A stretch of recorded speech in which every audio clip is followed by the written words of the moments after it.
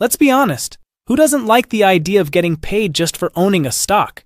You wake up, check your phone, and Coca-Cola has already deposited a few dollars into your account. No extra work, no selling anything.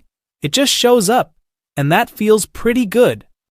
But then there's the other group, the so-called boring investors, the ones who tell you to stop overcomplicating things, buy the entire market, sit still, and wait for 30 years.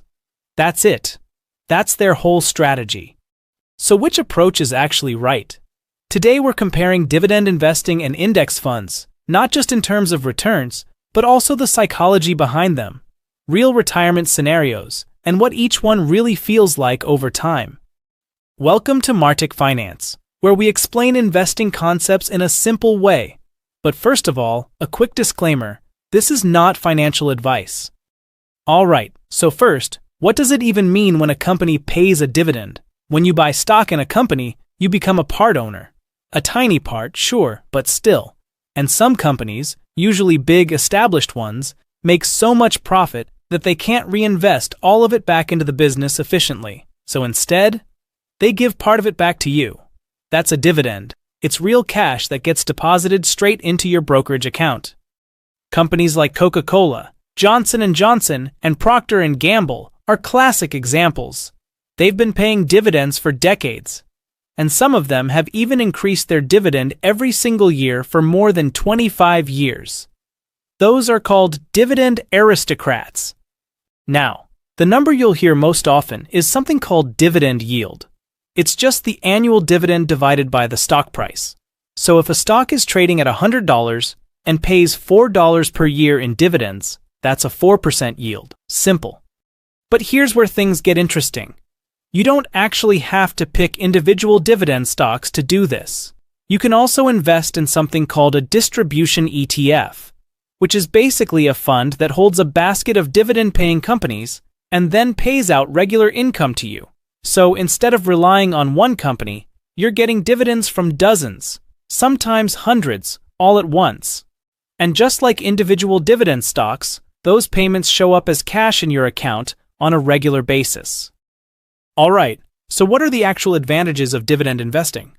The first one is income without selling. In retirement, you're not forced to liquidate shares.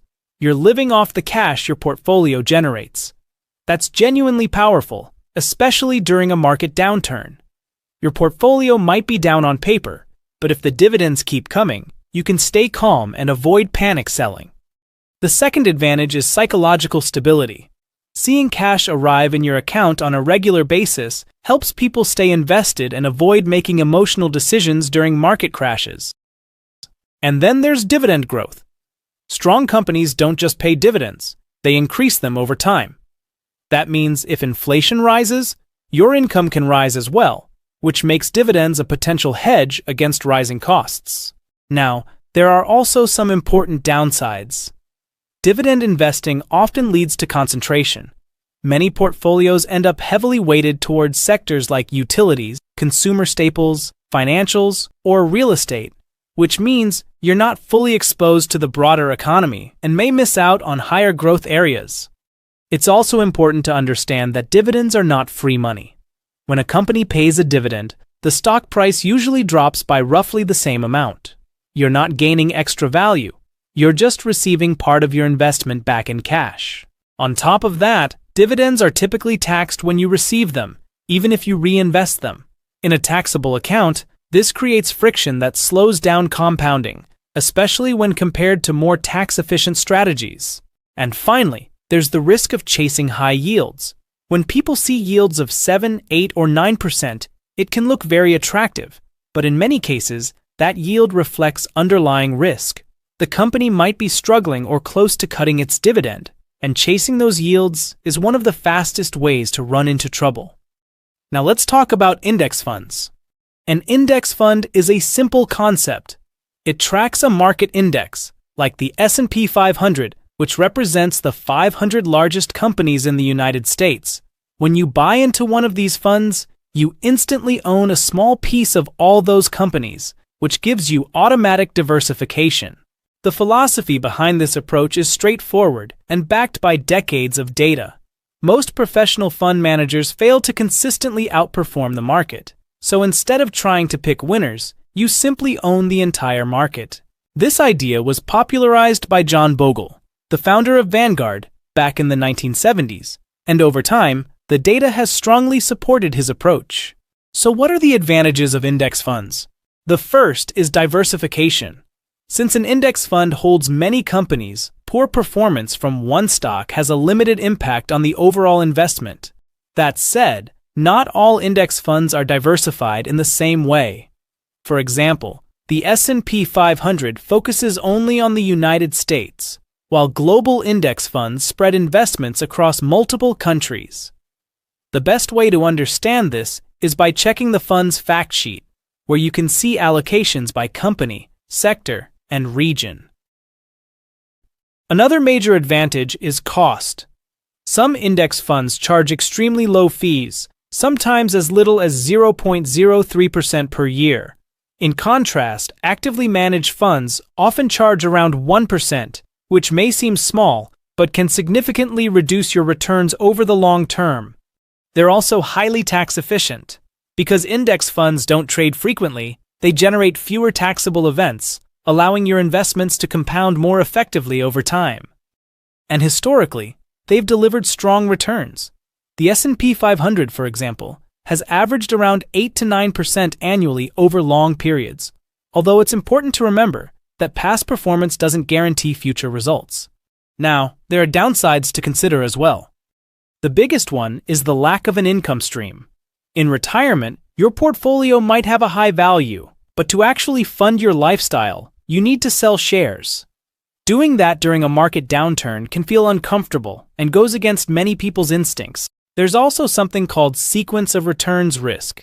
If you retire just before a major market decline and you're selling assets to cover expenses, you may lock in losses at the worst possible time. This is a real and often underestimated risk. And finally, there's the simplicity of the strategy itself. Index investing is, by design, boring. But staying disciplined with a boring strategy can be surprisingly difficult. When markets drop significantly, there's no steady income to provide reassurance, just declining numbers on a screen. And that's often when investors are tempted to sell at the worst possible moment. Okay, but what does it look like to retire on each plan? Let's say you want to retire with $50,000 a year in income. Let's avoid taxes for simplicity. If you choose to follow the dividend path, you need a portfolio that generates $50,000 in dividends annually. At a 3.5% yield, which is realistic with quality dividend stocks, that means you need roughly $1.4 million invested. Your income arrives automatically. Bad year in the market? It might not matter. The dividends usually keep coming. The real risk of your portfolio is that it is much less diversified, and over 30 years, you may have left significant growth on the table. However, if you decide to follow the index fund path, you use what's called the 4% rule, a widely studied withdrawal strategy suggesting you can safely withdraw 4% of your portfolio per year in retirement with a very low chance of running out of money over 30 years. To get $50,000 a year, you would need $1.25 million, actually slightly less than the dividend path. Your portfolio grows faster over time because you're invested in the whole market, but to get that $50,000, you're selling shares. And when markets drop, that feels psychologically brutal. The risk here is the sequence of returns. A bad crash in your first few retirement years can do real damage. That's why people start planning retirement outflows in advance. So what actually works best? Honestly, it comes down to the strategy you can stick with over the long term.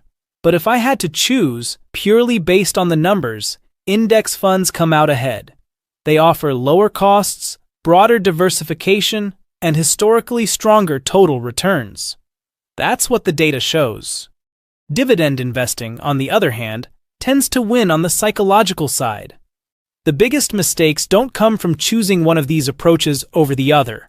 They come from behavior, panic selling during downturns, chasing high yields in risky companies, or never investing at all because you're stuck trying to find the perfect strategy. If you found this helpful, You can support the channel by liking the video. It makes a bigger difference than it might seem. And if you'd like to see a deeper dive into topics like dividends,